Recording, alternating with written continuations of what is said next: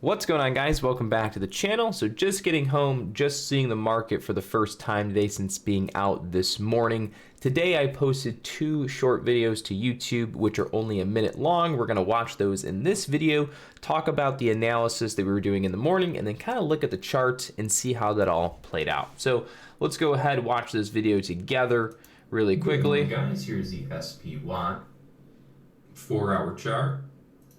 Draw a trend line. Next closest statistical deviation down, draw a trend line. Change time frame 1 year, 1 day. Closest statistical level, draw a trend line. Closest statistical level, draw a trend line. By doing that, we create these 2 zones, one on the upside and one on the downside. For markets to be bullish, the SPY has to clear that top level and hold above. For markets to be ridiculously bearish, it would have to go below the bottom dotted and stay below the bottom dotted. So that would be my max short target for the day, and that would be my max long target for the day. So if the markets go up long, then sell into that. If the markets go down, short and buy into that. And you can only consider swing long if you're holding above the top, and you can only consider swing short if you're holding below that one low. Okay, so that's the SPY analysis for the day. We're gonna pop on over and we're gonna take a look at the QQQ. So the reason we're gonna watch both of them and then go and look at the charts is because the QQQ analysis plays out a little better than the SPY analysis. So sometimes you kind of see that where one indice plays out better than the other in regards to your analysis. And so nonetheless, gotta watch both of them. Good morning, beautiful people. QQQ. This is what it looks like right now on a 4-hour chart. You see that white line? That has been the bottom of the market over the past week or so. So this is kind of what's going on. Drawing trend line over that trend line. Switch to 1 year, 1 day. Draw a trend line over that trend line. Just for fun, here's a 10-day, 30-minute chart. You will see that the market has been bottoming that white line for the past couple days. So the way it stands is if the market goes through that white line with confirming selling volume today, you will then look down to that white line. What is the price of that white line? The price of that white line is $389. So to repeat, if the market goes to that one and has extreme selling volume as it's going through, there's a good chance the market can creep down to that price of $389. And vice versa. If it's holding it with a bunch of buying volume, don't go short. All right. So those are the 2 analyses for the day. So now we should go and take a look and just kind of see what both of them did.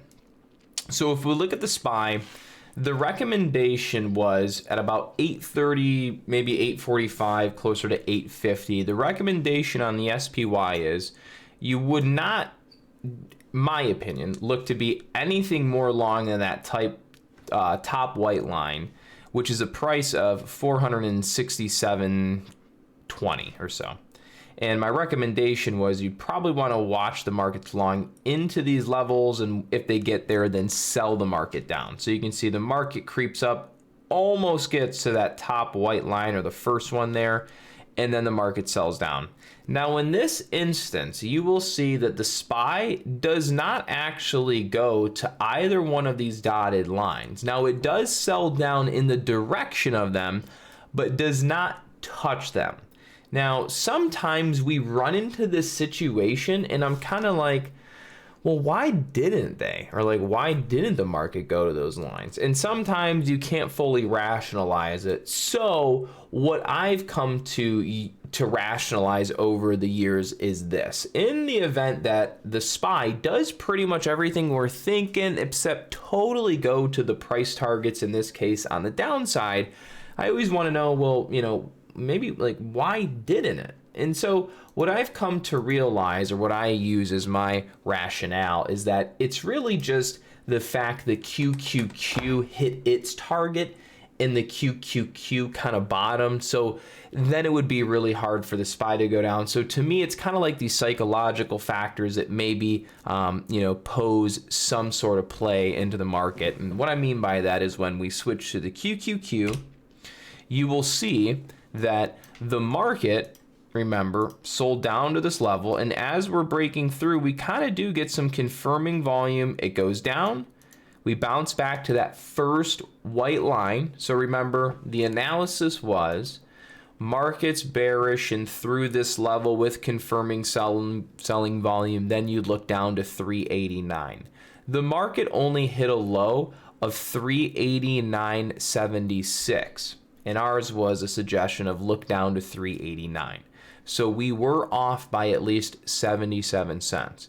Now, the reason we could also be off by 77 cents is it's possible that when the market opened, what I had used to find the bottom white line could have actually updated. All right, so we'll go back in a second, reflip through the time frames, and we'll see if in the event that the daily chart time frame changed, and that's why the market actually stopped here. So that at the time that I posted the video, the market wasn't open, and when it did open, what I had used to find the bottom support level recalibrated and was actually maybe closer to 389.90s or 389.77. I don't know for sure. I have no idea if it was in the daily chart level because I don't remember from this morning, but we'll take a look in a second.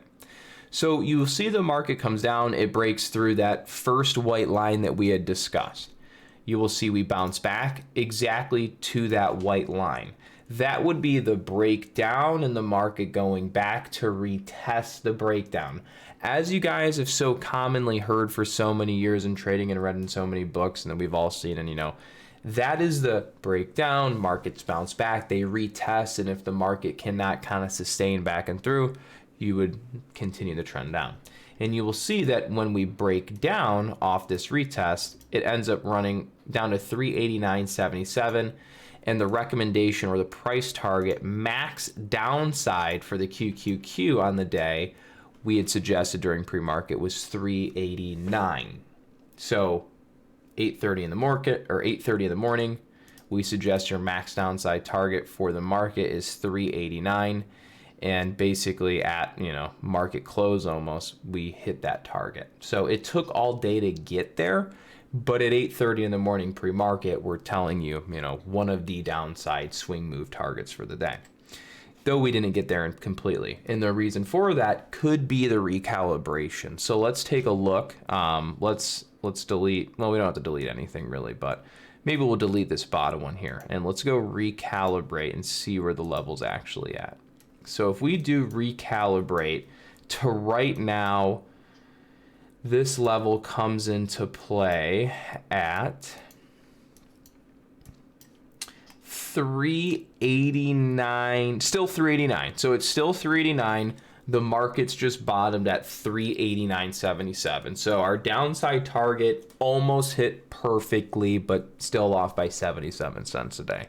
So in this situation, if we're trading and on the day we're looking at the markets going down and we're like, hey, it could go to 389 during the pre-market trading session, and it's coming down and it's close to 389, and say we're short, or say we wanted to do like a bottom bounce reverse scalp, long reversal trade, if you may, what would we look for to convince us to say, hey, maybe 389.77 is going to be the bottom and maybe it doesn't actually go to 389? What would we kind of look for? Because there has been so many situations where I look at the market and I go, hey, we should go down to 389 today. And as we're going down, I'll be short, and we get close, but not quite. And I'm like, I think it can go a little more. And then I give back a little profit. Or I kind of miss the long play because I'm trying to suck too much out of the downside because I feel so confident in the analysis, which again, when at 8:30 in the morning, you're calling pretty much the bottom of the market,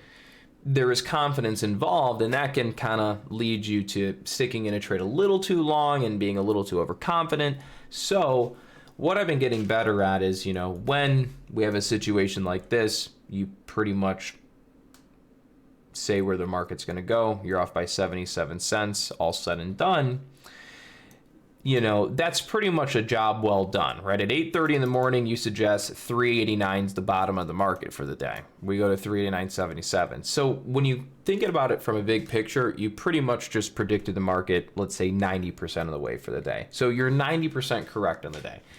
At this point, you start looking for like volume shifting, right? So we're very close to the bottom of the market. Why is it the bottom of the market? It's just the bottom of the market because we made a random guess and thought that 389 would be the bottom of the market. And we just ended up getting lucky, and the bottom was 389.77 for the day. So when we get towards those areas, though we may not get there perfectly, sometimes we get there perfectly, sometimes we go to it and shift below by a little bit. But as soon as we start to get close to that price that we'd identified, 8 hours prior, we need to start being very, I guess you could say concerned with how the volume starts to change, or if in the event it changes, we need to make note of that. So you will see as the markets creep down to 389, as we shift from this red to green, there's just an immediate change in volume, right? You can see here we're bearish going down, all bearish, little slight green there, but bearish, and then just instantly, boom, you can see it's just a dramatic shift. Tiny bit of selling, pretty much all buying volume, right? And then buy volume, buy volume. So, you can kind of see that we get to the bottom and there's a shift in volume. Now, it didn't lead to the greatest bounce in the world, but that's ideally what we would be looking for. And I can show you a better example of this volume shift that leads to a better bounce just by looking backwards a couple days on the NASDAQ. So if we shift this to like a 5-day, 1-minute chart, something like, we'll do a 5. Nah, we have to do the 5. We have to do the 1 minute. It just kind of makes it, a little bit easier to describe with the volume interaction. But here's the deal. If you guys go back and watch like the YouTube short from the previous day, so not today's YouTube short, but the previous day, we would have also suggested you watch the market bearish. Exactly. So the way that we predicted the 389 bottom was the same way that we predicted this bottom. So today we were off by 77 cents, but the day prior we were maybe off by 1 penny. So the day prior, we suggested you watch the markets bearish to this point. And if you got confirmed selling volume, then you would look down to this point. But there wasn't. There was actually buying volume, so you go long. And then today was the day where we went through the level, confirmed selling volume, retested the breakdown, and we basically went to 389. So what we suggested as a possibility yesterday ended up playing out today. But if you look back at yesterday, you see the volume is the way you would want to see it to kind of confirm a nice reversal long trade. So think about today, right? The market's going down, okay? And you kind of get down here and you have like a little baby volume shift, and it bounces, but it's nothing too epic. But let's go back to previous day. And the reason I would say that is because today we did break down and we retested the breakdown and shifted down. So we're kind of in more of like a downward movement. So yeah, the optimism on the bounce might be a little skewed.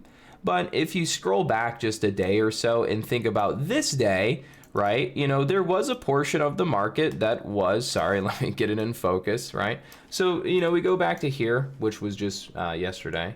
The day before, sorry, it was Wednesday. Yeah, Wednesday. So Wednesday, we had the market, on a bearish move, similar to what we saw today here Friday.